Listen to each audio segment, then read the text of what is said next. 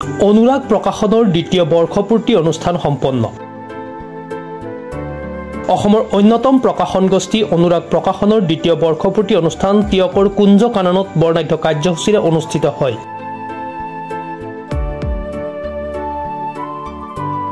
অনুৰাগ প্ৰকাশন আৰু শব্দহাকৰ যৌথ উদ্যোগত জনপ্ৰিয় কবি ৰফিক হুছেইনলৈ কাব্য সৌৰভ বঁটা 2025 প্ৰদান কৰা হয়।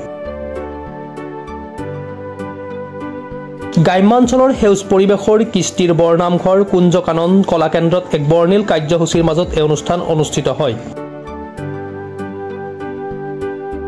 উক্ত অনুষ্ঠানত অসমৰ সমাজ আৰু সংস্কৃতিলৈ অনবদ্য অৱদান আগবঢ়োৱা 10জন বৰেণ্য ব্যক্তিক সম্বৰ্ধনা জনোৱা হৈছে।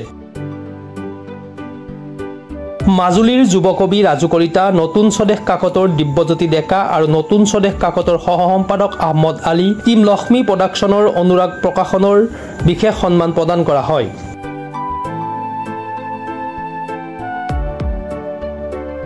সদৌ অসম ভিত্তিত আয়োজন কৰা চিত্ৰাংকন প্ৰতিযোগিতাৰ বিজয়ী প্ৰতিযোগীসকলকো পুৰস্কাৰসমূহ প্ৰদান কৰে।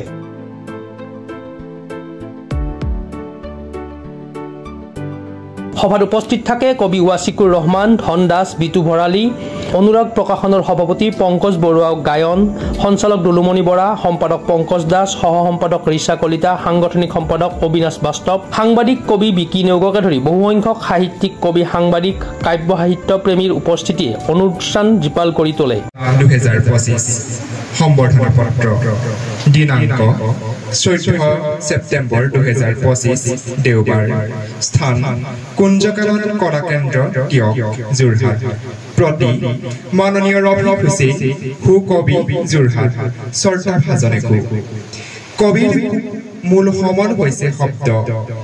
কবিতা এটাক সম্পূৰ্ণ কৰি তোলাৰ ক্ষেত্ৰত এগৰাকী কবিৰ প্ৰধান দায়িত্ব আৰু কৰ্তব্য হৈছে উপযুক্ত শব্দৰ উপযুক্ত স্থানত ব্যৱহাৰ।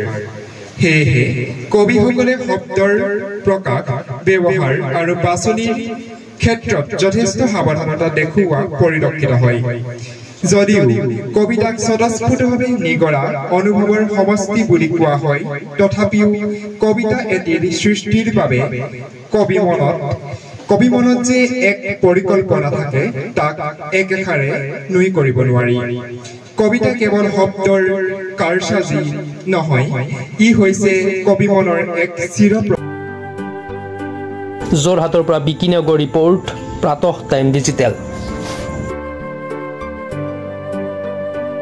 অসমৰ সংবাদ জগতখনৰ বাবে এক সুখৰ খবৰ।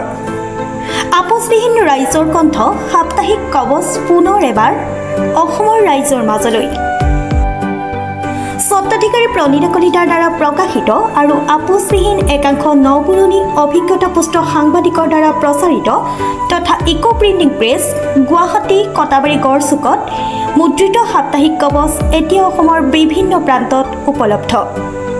আমাৰ ঠিকনা মুখ্য কাৰ্যালয় অসম ফৰেষ্ট স্কুল, হৰি মন্দিৰ পথ, গুৱাহাটী আৰু উপ কাৰ্যালয় Kalita market, Bijoynagar, Kamrup, Assam. Mobile number হৈছে 9435114666 70024728113। আমাৰ ইমেইল আইডি হৈছে kobos2025@gmail.com।